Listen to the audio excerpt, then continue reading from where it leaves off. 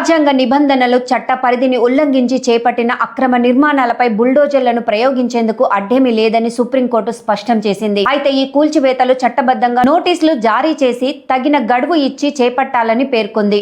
బుల్డోజర్లతో కూల్చివేతలపై 2024 నవంబర్లో సుప్రీం ఇచ్చిన తీర్పు వివిధ కేసుల్లో నిందితుల ఇళ్ల కూల్చివేతలకు సంబంధించినది మాత్రమేనని తేల్చి చెప్పింది. చట్టాన్ని అమలు చేస్తున్నామనే నెపంతో వ్యక్తులను లక్ష్యంగా చేసుకోకూడదన్నదే ఆ తీర్పులోని మార్గదర్శకాల ఉద్దేశమని వివరించింది.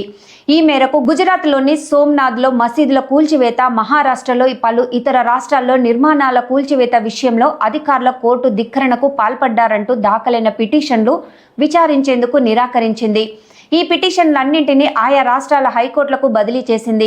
స్థానిక పరిస్థితులు, కేసులో మెరిట్ని బట్టి వీలైనంత వరకు 4 నెలల్లో పరిష్కరించాలని హైకోర్టులకు సూచించింది. హైకోర్టులో సదరు కేసుల విచారణ పూర్తయ్యే వరకు తాము ఇప్పటి వరకు స్టే విధిస్తూ ఇచ్చిన మధ్యంతర రక్షణ కొనసాగుతుందని పేర్కొంది. ఈ మేరకు చీఫ్ జస్టిస్ సూర్యకాంత్ నేతృత్వంలో జస్టిస్ జయమాల్యా బాగ్చి, జస్టిస్ వి మోహన్లతో కూడిన ధర్మాసనం గురువారం ఆదేశాలను జారీ చేసింది.